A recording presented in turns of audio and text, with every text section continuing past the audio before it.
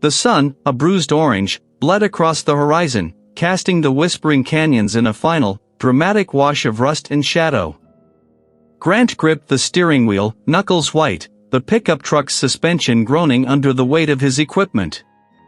For the last 50 miles, the asphalt had devolved into cracked, crumbling macadam, then finally to a dirt track barely wide enough for one vehicle. The air, thin and dry, carried the scent of sun-baked earth and something else, a faint, mineral tang, like old stone slowly eroding. He'd expected desolation, but this was a profound, almost aggressive emptiness. The canyons themselves were monumental gashes in the landscape, their stratified walls a testament to geological time, silent and imposing. Not a single cellular bar had registered on his phone since he'd passed the last forgotten gas station, hours ago. Finally, the track widened into a gravel drive, overgrown with tenacious weeds. Before him loomed the estate, a silhouette against the fading light. His estranged grandmother's house. It was less an estate, more a monument to neglect. A sprawling, two-story structure of dark timber and rough-hewn stone, it sagged under the weight of decades. Shutters hung askew, like broken teeth. The roofline dipped in places, hinting at collapsed rafters and water damage. Grant, a cartographer by trade, preferred precision and order. This place, with its chaotic decay, was an affront to his sensibilities. Still, the lucrative project of digitizing its legendary archives, promised by the estate's executor, had been too good to pass up. A quiet escape, he'd told himself, from the relentless hum of the city, a place to focus. He cut the engine. The sudden silence was absolute, a heavy blanket that smothered the last faint chirps of unseen insects. It wasn't merely quiet, it felt like an absence, a vacuum. He heard the rhythmic tick-tick-tick of the cooling engine, then nothing. Not a breeze rustling through the gnarled, skeletal trees that surrounded the property, not the distant cry of a predator. It pressed in on him, a physical weight. Grant shook his head, pushing away the nascent unease. Old houses in isolated locales often felt this way. It was just the shock of contrast after city life. Unlocking the heavy oak front door was an ordeal. A thick shroud of white sheets draped the furniture, transforming familiar shapes into spectral forms. He found the breaker box in the pantry, a relic of antiquated wiring, and flipped the main switch. With a hesitant flicker, a single bare bulb in the hallway cast a weak, yellow glow, barely pushing back the encroaching gloom. His first task was to scout a workspace. He located a large, relatively dry room on the ground floor, its tall windows overlooking the desolate expanse of the canyons. He began unloading his specialized equipment, high-resolution scanners, digitizing tablets, powerful workstations, rolls of archival paper. Each box thumped onto the dusty floor, the sounds echoing with surprising crispness in the cavernous space. As he worked, a peculiar draft snaked through the room, despite the closed windows and doors. He attributed it to shoddy construction, gaps in the old stone. The archives, the heart of his mission, were located in a sprawling wing at the back of the house, extending partially into a hill. The executor had hinted at a vast collection, but Grant hadn't anticipated this. Room after room, shelves stretched from floor to ceiling, overflowing with brittle-bound journals, rolled parchment, leather-bound ledgers, and stacks of loose maps, all coated in a uniform layer of fine, gray dust. As he surveyed the labyrinthine collection, a faint, almost musical hum seemed to resonate from deep within the earth, a vibration more felt than heard. He paused, listening intently. Nothing. He ran a gloved hand over the spine of a particularly thick journal, its leather cracked and dry. The sheer volume was daunting. This wasn't just a project, it was a lifetime's work. He found himself wandering deeper, down a short flight of stone steps, into what appeared to be a natural extension of the house's foundation. The air grew cooler, damper. Here, the walls were rough-hewn rock, not timber or plaster. At the end of a narrow passage, a heavy, riveted steel door, surprisingly modern in its construction, stood slightly ajar. It was empty, save for a few overturned wooden crates and a single, rusted metal drum. He peered into the gloom, a sudden, inexplicable shiver running down his spine. Why would his grandmother have an underground bunker? It seemed out of place, an anomaly in the otherwise uniformly ancient decay. He dismissed the thought. Perhaps a storm shelter, or a storage space for perishables. Old houses had all sorts of quirks. Back in the main archive, he chose a large, sturdy table, cleared a small space, and set up a portable light. The dust motes danced in the beam, tiny universes swirling in the stagnant air. He pulled out a large, rolled map, its edges crumbling. As he carefully unfurled it, he felt a distinct pressure on the back of his neck, as if someone stood directly behind him, watching. He spun around, scanners and cables glinting in the dim light. Just the silent, dusty shelves, stretching into the gloom. He scoffed aloud, the sound swallowed by the vastness. He was a man of logic, of precise lines and measurable distances. There was no room for phantoms here. But as the last vestiges of daylight faded outside the high windows, replaced by an inky blackness that seemed to press against the glass, an undeniable sense of profound isolation settled over Grant. He was utterly, completely alone. Grant stood amidst the chaos, a man facing an insurmountable mountain of paper. Cardboard boxes, some collapsed with age, others precariously stacked, formed tottering towers. Their contents spilled onto the damp concrete floor, brittle photographs curling at the edges, rolls of yellowed blueprints, stacks of leather-bound ledgers, and loose sheets covered in spidery, faded script. This was his inheritance, his project, his escape. He ran a hand over his stubbled jaw, a familiar surge of determination overriding the weariness in his bones. This wasn't just a job, it was a challenge, a testament to his methodical nature. He began with the largest, most obviously cartographic materials. Rolls of maps, secured with twine that crumbled at his touch, unfurled to reveal vast, intricate landscapes. Most were standard topographical surveys, but a significant portion depicted the whispering canyons themselves. These were different. Hand-drawn, some with exquisite detail, others crude and hurried, they showed contours that defied geological sense. Cliffs soared at impossible angles, valleys plunged to depths no light could penetrate, and rivers snaked through labyrinths that seemed to fold in on themselves. More unsettling were the recurring symbols, abstract, geometric patterns that appeared etched into the very rock formations, sometimes subtle, sometimes boldly outlined, like sigils on a forgotten altar. They pulsed with an unspoken significance he couldn't grasp, but which gnawed at the edges of his cartographer's logic. Days blurred into a single, continuous immersion. Grant worked with the focused intensity of a surgeon, sifting, categorizing, digitizing. His specialized equipment, a high-resolution scanner, a robust GIS workstation, a precision laser rangefinder, hummed softly in the quiet bunker, providing the only consistent sound beyond the rustle of paper. He aimed to build a comprehensive digital model of the canyons, integrating these historical documents with modern satellite data. It was in these moments of deep concentration that the first oddities began to manifest. A whisper, faint as a moth's wing against his ear, would sometimes cut through the silence.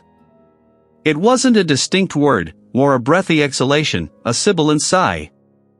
At first, he dismissed it as the house settling, or the creak of old wood from the levels above. Then, it began to shift. He'd hear a low, indistinct murmur, like several voices conversing. Just out of earshot, emanating from the empty storage room adjacent to the bunker. He'd pause, straining his ears, but the moment he focused, it would vanish, leaving only the drone of his equipment and the thrum of his own pulse.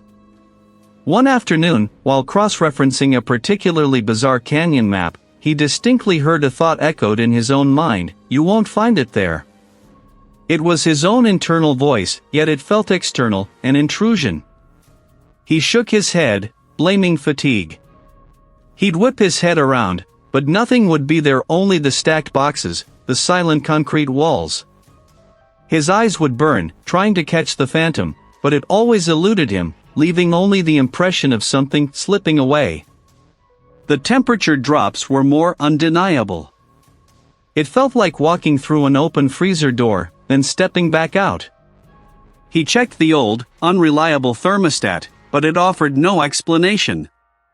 His instruments, usually paragons of precision, began to betray him.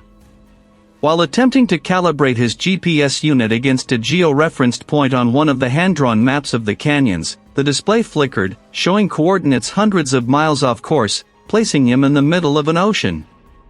The laser rangefinder, aimed at a distant wall, would return wildly fluctuating distances, sometimes measuring a mere foot, then an impossible mile. His digital compass, when he tried to use it to orient the older maps, spun erratically, refusing to settle, or pointed steadfastly north even when he knew he was facing west. He tried restarting them, checking batteries, even cleaning the sensors meticulously. Nothing worked reliably when he focused them on the canyon data. He swore under his breath, muttering about electromagnetic interference or faulty wiring in the ancient structure. It had to be technical glitches. It had to be. His precise, cartographic world, built on verifiable data and measurable reality, felt subtly warped. He was sorting through a box labeled Personal Effects, GV, his grandmother's initials, when his fingers brushed against a small, leather-bound journal tucked beneath a pile of dried flowers. Its cover was worn smooth, the pages thick and yellowed. He opened it to a random entry, his eyes scanning the elegant, looping script. It was written in a complex cipher, a series of symbols and numbers interspersed with seemingly random words. He recognized some of the abstract patterns from the canyon maps. His breath hitched. This wasn't just a diary, it was a puzzle. The cool, dust-laden air of the underground bunker still clung to Grant's clothes, a phantom scent he couldn't shake even hours after he'd retreated upstairs. He'd spent another full day wrestling with the archives, a Sisyphean task that felt less like organization and more like an archaeological dig into a shifting, paper-filled tomb. His eyes burned from the dim light, and his muscles ached from lifting forgotten crates. Sleep, when it finally came, offered no respite. He dreamed of the canyons, but they were not the familiar, sun-baked ravines he saw from the house. In his dream, they twisted inward, their stone faces slick with a dark, viscous moisture, reflecting a moonless sky. A figure moved in the distance, hunched and indistinct, yet Grant knew, with a certainty that transcended logic, that it was his grandmother. Her back was to him, and he was murmuring, a low, guttural sound that seemed to vibrate through the very rock beneath his feet. He tried to call out, but his throat was constricted, filled with something metallic and dry. Then, the landscape shuddered, the canyon walls closing in, their ancient mouths opening to reveal not rock, but something deeper, something hungry. The bedside lamp cast a familiar pool of light, yet the room felt wrong. He blinked, rubbing the grit from his eyes. The small, framed photograph of his parents, which he'd placed squarely on the nightstand, now leaned precariously, almost as if nudged. He reached for it, his fingers brushing against the cool glass. Nothing. He straightened it, telling himself it was just the house settling, or his own exhaustion playing tricks. But a prickle of unease had begun to spread through his chest. Over the next few days, these subtle distortions escalated. A book he'd left open on the kitchen counter would reappear closed and on a different shelf. A specific teacup, his favorite, would vanish from the drying rack only to materialize hours later in the pantry, tucked behind a stack of rarely used plates. The very architecture of the house began to feel subtly off-kilter. A hallway that had once felt perfectly straight now seemed to curve almost imperceptibly, leading him into rooms from an angle he didn't recall. The ceiling in the main sitting room, which he'd spent an afternoon cleaning, now appeared to sag slightly in the center, a faint, discolored patch marring the plaster. They were no longer confined to his dreams. At first, he dismissed them as the wind whistling through gaps in the old window frames, or the creaks and groans of an aging structure. But then they began to coalesce, forming fragments of words, hushed and breathy. He sees, a low murmur would drift from an empty corner. The pact. Broken, another would hiss from behind a closed door. Determined to ground himself in something tangible, something he understood, Grant retrieved his advanced digital mapping equipment. He set up his LiDAR scanner, its laser tracing invisible lines across the rugged landscape, feeding data into his high-resolution tablet. The data was nonsensical. Elevation shifted with each scan, peaks rising and falling like a restless sleeper. Geological features appeared and vanished, canyon walls morphing into impossible geometries. A vast, deep fissure he'd observed visually would simply cease to exist in the digital rendering, replaced by a smooth, unbroken plane. Then, minutes later, it would reappear, impossibly deeper, its jagged edges defying all known geological principles. His cartographer's mind, trained in precision and logic, reeled. The canyons were not merely resisting his efforts, they were actively distorting reality, mocking his tools, his expertise. Frustrated and increasingly unnerved, Grant retreated to the underground bunker, hoping the sheer volume of tangible history might offer some clarity, some anchor. He pulled a random box from a tottering stack, its cardboard brittle and fragile. Inside, beneath a layer of yellowed newspaper, he found a small, leather-bound journal. Its cover was worn smooth, its pages thin as onion skin. The handwriting was cramped, hurried, and faded, but legible. It belonged to an ancestor, a distant relative named Elias. At first, they spoke of the canyon's beauty, its stark majesty. Then, the tone shifted. He spoke of the echo, a presence that demands its due, referring to a fragile balance and the pact. The final entries were a frantic scrawl, almost illegible, filled with fragmented sentences about the hungry rock, the closing maw, and a desperate plea to appease it. Be unmade. The last page simply repeated, over and over, "It knows my name. It knows my name." Grant stared at the journal, his breath catching in his throat. Elias's words, written a century ago, mirrored his own terrifying experiences. He looked around the bunker, at the silent, dusty boxes, at the vast, uncatalogued history stretching into the gloom. Was he losing his mind? They were his senses betraying him, conjuring these horrors from exhaustion and isolation? Or was the house, the canyons, and the ancient, hungry thing Elias had written about, truly closing in, demanding its next sacrifice? He was caught, and the balance was already broken. Grant stared at the journal, his breath catching in his throat. The impossible shifts in the house, the accusatory whispers, the canyons that defied mapping, it was all here, laid bare in the trembling hand of a man driven. Where? Grant's fingers traced the faded ink, a chill seeping from the page into his bones. Elias had understood. Elias had known. And if Elias knew, there had to be more. He had to find it. He couldn't afford to be afraid, not when the answers were so close, so vital. He scanned the study, his gaze sweeping over the towering shelves, the dusty tomes, the heavy oak desk. Elias's last entry had spoken of a hidden truth behind the ledger. Grant remembered the massive, leather-bound financial ledger he'd found tucked away, untouched, beneath a stack of old land deeds. He pulled it out now, its weight surprising, its pages brittle. He flipped through it quickly, finding only columns of numbers, dates, and names. Nothing. Frustration coiled in his chest, hot and bitter. His hand lingered on the spine, then moved to the heavy wooden paneling directly behind where the ledger had rested. But then, his fingers snagged on a barely perceptible seam, a hairline fracture in the wood grain that seemed too straight, too deliberate. He pushed again, harder, his shoulders straining. A faint click, a soft sigh of displaced air. He peered into the gloom, a flicker of his phone's flashlight cutting through the absolute black.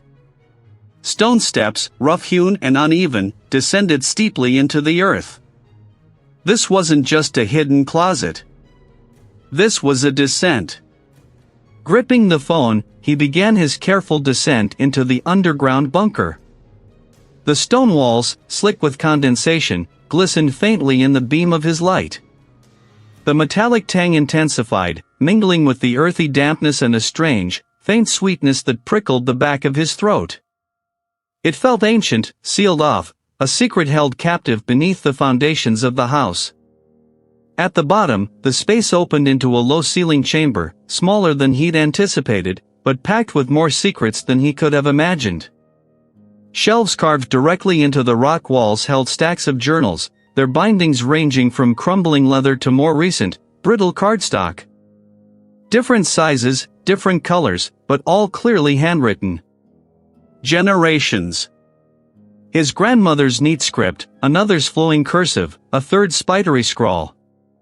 The first entries were mundane, observations on weather, crops, local gossip. Then, the tone shifted. Gradually, subtly, a creeping unease bled into the words. He flipped to a later entry, his grandmother's precise hand. It is not a beast, not a spirit, but a resonance. A primordial hunger that predates memory itself. The echo. It feeds on what we forget, on what we lose, on the very fabric of our isolated minds. The canyons are its conduits, the house its threshold. It craves despair, the slow erosion of self. This was it. He read on, frantic, devouring the words. Our ancestors made the pact. Offerings. Not of blood, not of flesh, but of essence. Significant memories, cherished hopes, the very core of our emotional being, willingly surrendered to the canyons. A sacrifice of self, given to appease the hunger, to maintain the fragile balance. Each generation, one offering, one tether to keep it from tearing through. A wave of nausea washed over Grant. Ritualistic offerings. His family. He remembered the strange, abstract symbols he'd seen on the old maps, etched into the fireplace, even appearing in the dust on his own windowsills. His grandmother's journal confirmed his growing suspicion. The sigils are its marks, its tendrils reaching. They pulse with its presence, growing brighter, more insistent, when the balance falters. And it is faltering. My time is near. The next offering must be made, or all will be consumed. He looked at the date. The last entry. Just weeks before his grandmother's death. The implications crashed down on him, a suffocating weight. His arrival. His presence, an outsider, an unknowing heir. His grandmother's death, breaking the chain. The pact was shattered. The fragile truce was broken. He hadn't just inherited a house, he had inherited a debt, a terrifying obligation. The house wasn't just a conduit, it was a trap, a nexus where the canyon's ancient hunger was now focused, unappeased, on him. The abstract symbols. The sigils weren't just appearing, they were growing, vibrating with an unseen energy, closing in, demanding their due. The metallic tang in the air of the bunker suddenly seemed to sharpen, like the scent of an impending storm, or perhaps, a fresh kill. The realization that the pact was broken, shattered by his unknowing arrival, by his grandmother's death, had been a cold, paralyzing dread. Now, it was a spark, igniting a desperate need to escape. Grant had to leave. He pushed himself from the desk, the journals scattered, their secrets now less a mystery and more a direct threat. He strode towards the main door, his jaw set. He gripped the cold brass knob, twisted, and pulled. Nothing. He twisted again, harder, rattling the mechanism. It was locked. Not merely stuck, but sealed, as if the very frame had shifted, seizing it in place. He slammed his shoulder against the heavy wood, a dull thud echoing through the silent hall, but the door held firm, unyielding. A faint, earthy scent, like disturbed soil and decaying roots, seemed to emanate from the wood itself. Frantic, he spun, scanning the room for another exit. The large bay window in the parlor, usually a portal to the desolate beauty of the canyons, was next. He reached for the latch, but before his fingers could close around it, he saw. They were thick, thorn-studded vines, pushing through the plaster, coiling around the wooden frame, spider-webbing across the glass itself. As he watched, mesmerized by a creeping horror, a new shoot, slender and pale, pushed through a hairline crack in the pane, its tiny thorns glinting like obsidian shards. They weren't just thoughts anymore, they were a physical presence, a cacophony of lost voices, thin and reedy, laced with a strange, guttural undertone that seemed to vibrate through the floorboards. His own fears, his anxieties, his lingering guilt over his grandmother, all were amplified, twisted, and thrown back at him in an overwhelming wave of sound. "You broke it. You broke it. Worthless. Forgotten." The words weren't coherent, but the malevolent intent was unmistakable, digging into his mind like a burrowing insect. He stumbled back, pressing his hands to his ears, but the sound was internal, inescapable. He turned to the other windows, the other doors. All were similarly afflicted. The thorny vegetation wasn't just on the parlor window, it was creeping along the baseboards, pushing up through the cracks in the floorboards, even beginning to encircle the legs of antique furniture. The house wasn't just old, it was alive, and it was trying to consume itself, and him along with it. Through the distorted glass, he could see the canyons. They were no longer distant, abstract features. The geological strata, usually stark and rigid, now seemed to undulate, to shift in slow, deliberate rhythms, like the flanks of some colossal, sleeping beast. He could almost hear the low, rasping breath of the earth itself, a counterpoint to the screams in his head. Even if the house was sealed, he knew of one other way, a desperate, final resort. The underground bunker.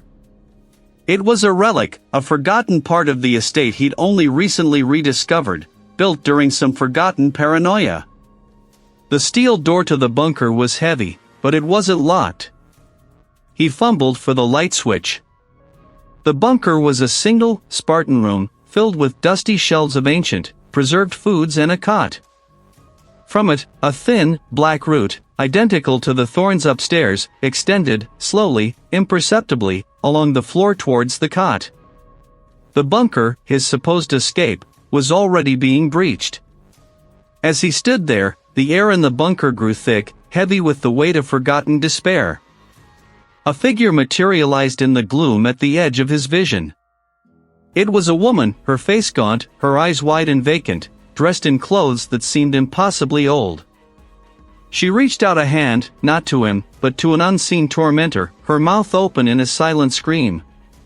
They were his ancestors, he knew it instinctively, their suffering etched into the very fabric of this place.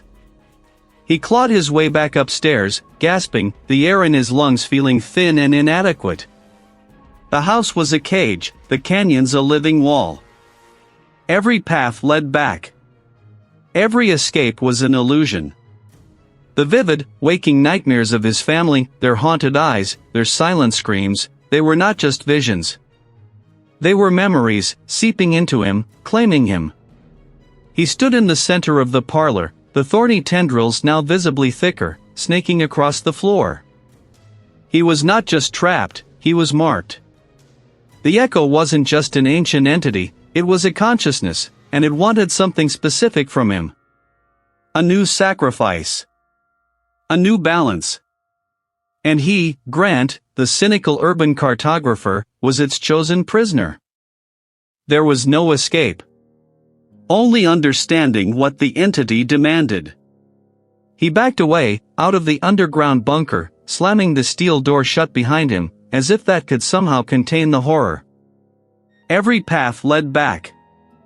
Every escape was a cruel illusion, a mocking whisper in the wind-scoured ravines.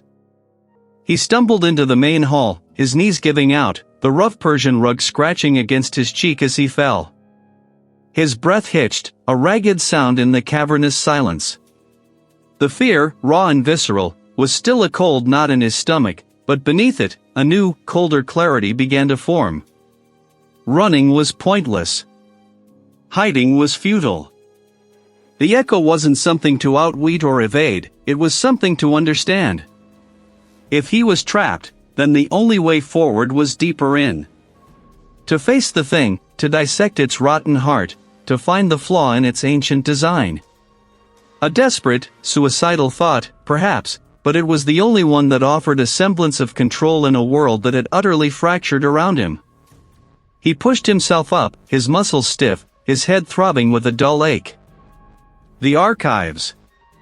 Inside, the library was no longer the orderly, albeit sprawling, collection he remembered. Books spilled from their perches, forming miniature dunes of yellowed pages, their spines cracked and broken. He walked deeper, his boots crunching on brittle parchment. Each turn revealed a new vista of disarray, a room that seemed to have no right to exist, a dead-end alcove where a single, tarnished mirror reflected a distorted, elongated version of himself. These twisting passages felt like echoes of his own fractured mind, fragmented memories of ancestors and victims bleeding into the physical architecture of the house. He saw glimpses in the dust-choked air, a woman's faded shawl draped over a leaning stack of ledgers, a child's wooden toy half-buried under a pile of maps, a man's spectacles resting on an open journal, their lenses cloudy with age. Were these just random objects, or spectral imprints of those who had passed through this house, consumed by the very thing he now sought to confront? He ignored the unsettling changes, forcing his focus onto the task. He picked through the chaos, looking for anything that deviated from the mundane, anything that hinted at the how or why of the echo. One particular symbol recurred, a jagged, incomplete spiral, always drawn near the edge of a page, as if trying to break free. Was this a counter-ritual? A weakness? He unearthed a small, leather-bound diary, its pages brittle. It belonged to an ancestor, a woman whose name was lost to time. It feeds on memory, on love, on the very essence of what makes us. Us, he had written, the ink smeared as if by tears. It does not kill, not truly. It consumes. It didn't want him dead, it wanted him part of itself. Then, tucked beneath a loose floorboard in a newly manifested, claustrophobic alcove, he found them, his grandmother's final notes. They were scrawled on loose sheets of paper, bound with a rusty paperclip, her usually elegant hand reduced to a frantic scribble. She spoke of the pact, of the balance, of the growing hunger. And then, a series of desperate hypotheses, half-formed theories. She believed the connection could be severed, the echo starved, but not without a price. A sacrifice not of blood, but of self, one note read. To choose oblivion, so it cannot choose for you. A terrible personal cost. He understood now. You are already ours, little cartographer. You map the way to your own dissolution. His own voice, yet not his own. Was that his hand turning the page, or something else guiding it?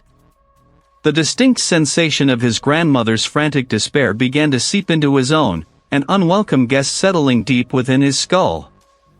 The echo was already inside, weaving its tendrils, preparing to absorb him whole. A tremor had indeed run through Grant, but it wasn't just fear. It was the whisper, no, a current, a surge of understanding that ripped through the fragile dam of his denial. To sever the connection, he would have to offer up his own mind, his own memories, perhaps even his identity. To create a blank space, a void that the echo could not consume. But the blank space wasn't the goal, not truly. It was merely the preparation. He scrambled through the dust-choked halls, the floorboards groaning under his frantic steps as if the house itself was exhaling a long, weary sigh. The air grew thick, not just with the scent of decay, but with something metallic and damp, like a forgotten crypt after a rain. He needed to find the last piece, the final, terrible instruction he knew his grandmother had hidden with deliberate, desperate care. Her journals had pointed him down, deeper into the earth, to a place he'd only ever glimpsed on the estate's distorted blueprints, the underground bunker. He found the entrance concealed beneath a loose flagstone in the pantry, masked by years of spilled flour and forgotten jars. A ladder of rusted rebar descended into absolute blackness. He flicked on his headlamp, its beam a weak spear against the encroaching gloom, and started his descent. The air grew heavier with each rung, dense with the scent of wet earth and something else, something sweet and sickly, like bruised fruit left too long in the sun. The bunker was a single, cramped chamber, carved roughly from the canyon rock, shored up with crumbling concrete. Dust motes danced in his headlamp's beam, illuminating shelves packed with more journals, more maps, but also a collection of strange, hand-carved wooden effigies, smooth and faceless, arranged in a semicircle. In the center, on a rough-hewn stone altar, lay a final, leather-bound volume, thicker than the rest, its pages brittle and yellowed. He opened it, his fingers fumbling. The script was his grandmother's, but wilder, less controlled, scrawled with a desperate urgency. He read, his eyes devouring the words, each sentence a hammer blow to his core. The echo didn't just consume isolation and forgotten memories. That was merely sustenance, a slow draining. What it truly craved, what it demanded to fully manifest, was the core self of the family line. Not just a mind, but the unique, irreplaceable essence that made him Grant, that had made his grandmother him. It was the complete absorption of a consciousness, a final, intricate sacrifice to anchor its presence, to allow it to fully bloom within this fractured reality. His grandmother had understood. He had tried to break the cycle, not by destroying the echo, but by starving it. By isolating herself, by obscuring the critical information, by creating a labyrinth of half-truths and dead ends. He had hoped to make her own core self unfindable, unconsumable, to simply fade into the background, leaving the echo dormant, quiescent. But his arrival, his curious, rational mind, his cartographer's instinct to map and understand, had been the catalyst. He had reawakened the ancient hunger, illuminated the path. And now, he was the designated core offering. The final, perfect piece. A low thrum began to emanate from the rock walls, a deep resonance that vibrated through the soles of his boots and up his spine. The house. It wasn't just old wood and stone anymore. It was alive, a monstrous organism stretching, reshaping. He could feel it, feel the very foundations of the estate twisting, reforming around him, becoming a grotesque, living entity. The beams above creaked like straining bones, the plaster rained down like flaking skin. The entire structure was no longer merely a threshold, it was becoming a vast, hungry maw, and he was at its heart. He had a choice. Become the final sacrifice, allow the echo to fully awaken, to consume his core self, his very being, and fulfill the ancient pact. Or, the alternative his grandmother had hinted at in her most cryptic entries, an incomplete counter-ritual. A gamble, using the very tools of mapping and naming that had drawn him here, to disrupt its manifestation, to force it back. But the journals warned that such a disruption wouldn't destroy it.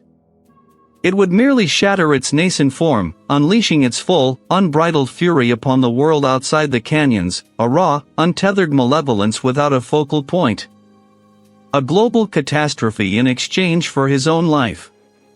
The thrum intensified, becoming a deafening roar. The very ground beneath him bucked. He felt a pressure, immense and invisible, pressing in from all sides, a vast intelligence unfurling, reaching.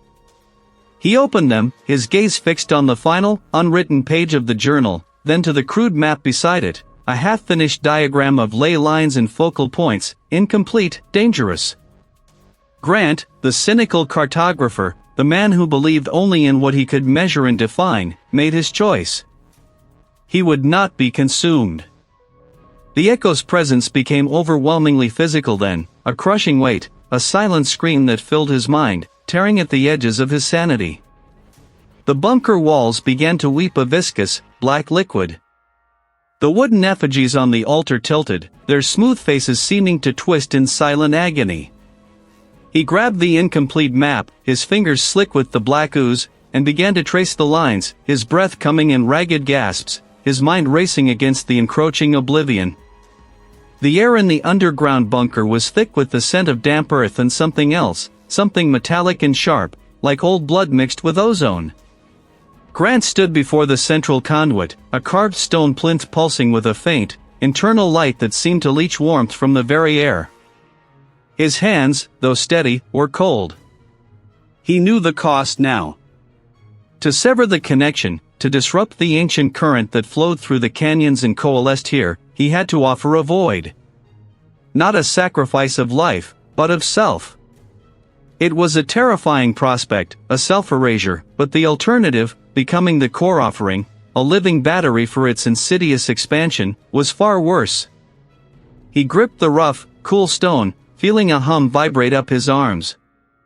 The journals had spoken of a resonance, a specific mental frequency, a deliberate act of internal dissolution.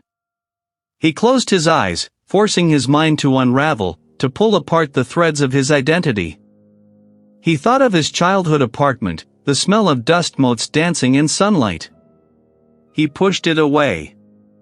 The intricate lines of a street map, the elegant logic of urban planning. He tore them down.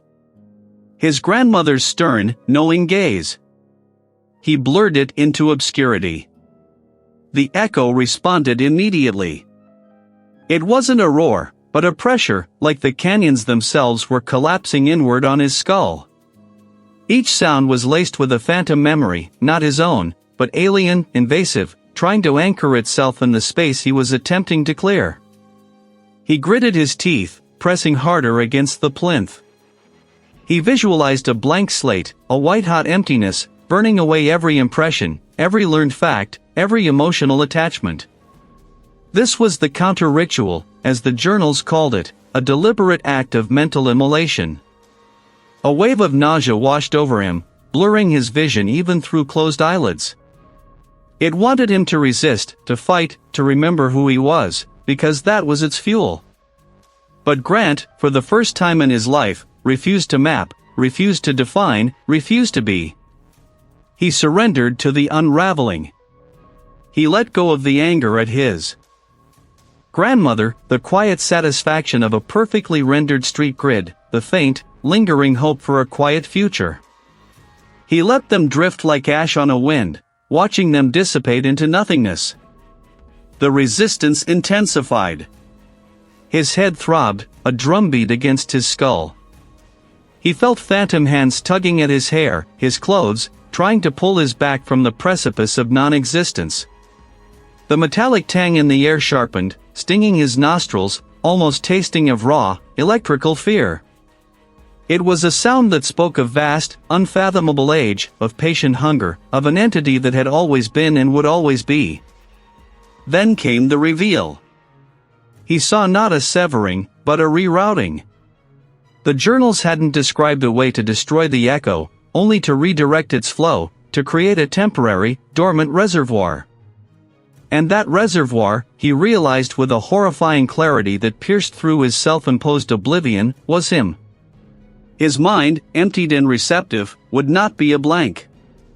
It would be a vessel. A containment unit. A quiet, living tomb for a fragment of the entity. The counter-ritual wasn't about severing, it was about absorption. He wouldn't be forgotten, he would forget himself, so the echo could rest asterisk within him. The realization was a final, agonizing twist. It was a victory, but one that consumed the victor.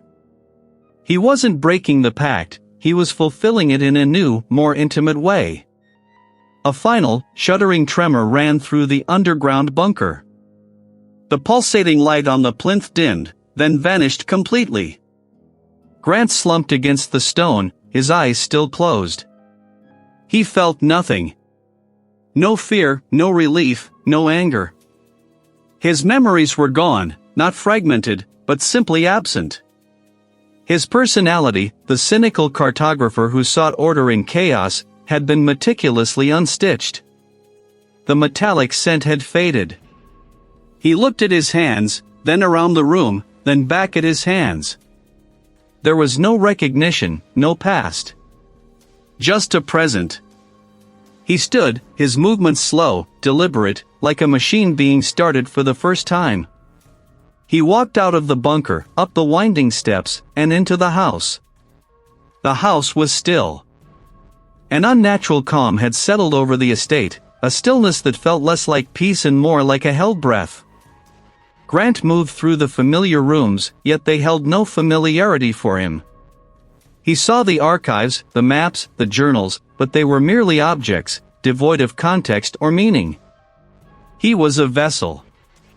The echo was not defeated, it was merely housed, dormant within him, waiting. The canyons were silent, but their ancient hunger had been appeased, for now.